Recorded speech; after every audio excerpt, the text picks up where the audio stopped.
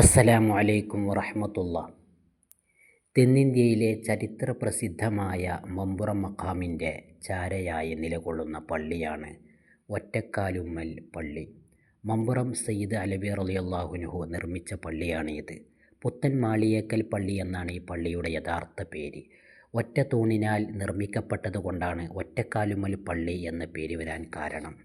മമ്പുറം സയ്യിദ് അലവി റളിയല്ലാഹു അൻഹു ഹജ്ജിന് പോകുന്ന അവസരത്തിൽ ഭാര്യ സ്വാലിഹ റളിയല്ലാഹു അൻഹ ഒരു വീട് നിർമ്മിക്കാൻ ആവശ്യപ്പെട്ടു. പഴയ വീട്ടിൽ നിന്ന് 10 അടി അകലെയായി പുതിയ വീടിന് സ്ഥാനം കാണുകയും തങ്ങൾ തന്നെ കുറ്റിയടിക്കുകയും ചെയ്തു.